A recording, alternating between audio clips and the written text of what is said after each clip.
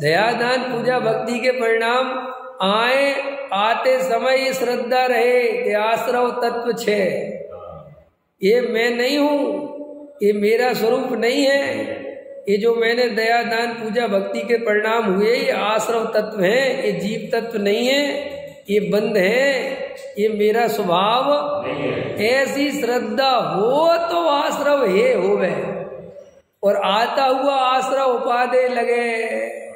दया दान पूजा भक्ति तो करने चाहिए, ये तो बढ़िया है, ये तो बहुत अच्छा है। तो कहते श्री गुरु तू अभी वस्तु स्वरूप की खबर ही नहीं है, तू आत्मा तक पहुंच ही नहीं सकता।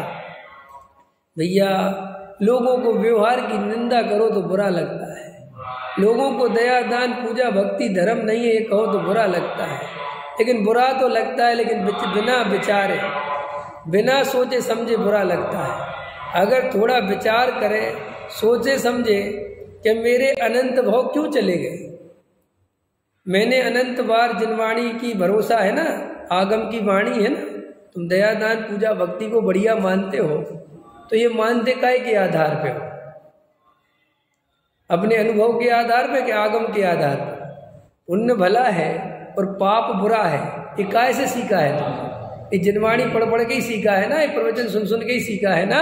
यहाँ तो उसी आगम में ये लिखा है ये जीव अनंत बार साधु बना, अनंत बार पिछी कमंडल लिए, अनंत बार द्रव्यलिंगी संत बना, अनंत बार निर्दोष क्रियाओं का पालन किया, पर आत्मा की दृष्टि नहीं की, इनको उपादेय माना, इसलिए अनंत संसार में अभी तक घूम रहे हैं। बराबर है, परम सत्य है ना। यही सर्वज्ञ देव की वाणी में उद्घोषणा हुई है ना। यहाँ साहब सर्वज्ञ देव ने ऐसा ही, तो फिर तुम अभी क्या कर रहे हो? तुम अभी भी जो दया दान पूजा भक्ति में उपादेय बुद्धि नहीं छोड़ पा रहे, और कहीं ना कहीं से उसका रास्ता निकालते हो कि करना चाहिए, होना चाहिए, जरूरी है, इनके बिना धर्म कैसे हो। अरे ये मान्यता तुझे ले डूबेगी भाई। तू आत्मा पे ये क्यों नहीं कहता कि आत्मा को जाने बिना धर्म कैसे हो? तू ये क्यों नहीं कहता कि आत्मा के अनुभव के बिना धर्म कैसे हो? तू ये क्यों नहीं कहता कि आत्म प्रतीति के बिना धर्म कैसे हो? तू ये क्यों नहीं कहता कि शुद्ध आत्मा के अनुभव के बिना? यहाँ ध्यान क्यों नहीं जाता? ये बार बार यहीं क्यों पीछे पड़ा रहता है? तो श्री गुरु समझा रहे थे कि 8वें नंबर की गाथा में फिर वो व्यवहार को स्थापित किया, फिर 11वें नंबर की गाथा में आए तो बोले साहब अब सम्यक दर्शन का विषय क्या है? तो बोले व्यवहार नए अभूतार्थ है।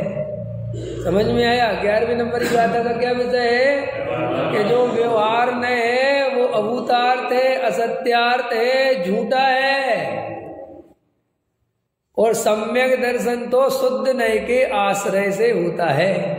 तो उन्होंने कहा महाराज वहां तो स्थापना करी थी, अभी तो कह रहे थे कि व्यवहार के बिना परमार्थ नहीं समझाया जा सकता, और अब आपके कहते हो कि व्यवहार अभूतार्थ है, झूठा है। कि सुनो भाई, शुद्ध नय का विषय क्या है?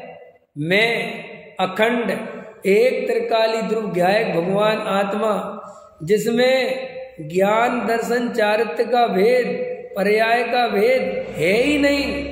अरे सम्यक दर्शन का विषय त्रिकाली ध्रुव ज्ञायक भगवान आत्मा है कि साहब वो सम्यक दर्शन क्या है? कि पर्याय, कि पर्याय का विषय क्या है? पर्याय क्या? पर्याय का विषय क्या है? पर्याय के द्रव्य, पर्याय का विषय अरविंद जी थोड़ी गहरी चर्चा। पर्याय का विषय द्रव्य है कि पर्याय है? द्रव्य है, पर्याय नहीं है। पर्याय तो अपने को भूल गई तो ही तो निहाल हो गई, और पर्याय अपने को याद रखेगी तो फिर कभी भी पति का सुख नहीं ले पाएगी। जैसे पत्नी है ना, अब आजकल की पत्नियों को जो एक बीमारी लग गई है कि हम अपना कुलगोत्र नहीं छोड़ेंगे। समझ में आया? करीना कपूर खान। अरे जब कपूर इतना ही पसंद था तो खान से शादी करी क्यों? नहीं समझ में आया? अरे तुम्हें कपूर इतना ही प्रिय था, अपना गोत्र इतना ही प्रिय था, तो तुमने शादी खान से क्यों करी? कपूर से ही करती ना तो बराबर बनता कि नहीं बैलेंस। खान पसंद है, कपूर छोड़ना नहीं है, दुर्गति होगी कि नहीं होगी? है ऐसे ही श्री गुरु कहते हैं कि ये पर्याय अगर अपने को पर्याय दृष्टि रखेगी, अपने को पर्याय से पर्याय देखेगी, तो कभी भी त्रिकाली ध्रुव ज्ञायक भगवान आत्मा का अनुभव नहीं करेगा।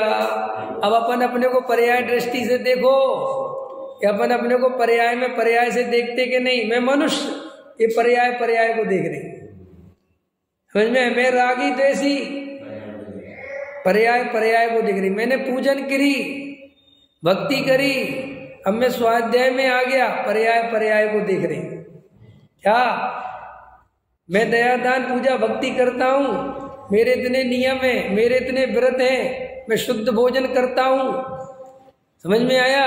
मैं सेठ हूँ, मैं पंडित हूँ, मैं विद्वान हूँ, मैं 5 फुट का हूँ, मैं 4 फुट का हूँ, मैं 60 किलो का हूँ, मैं गोरा हूँ, मैं काला हूँ, ये सब क्या है? पर्याय पर्याय को देख रही है, इसलिए महादुखी है।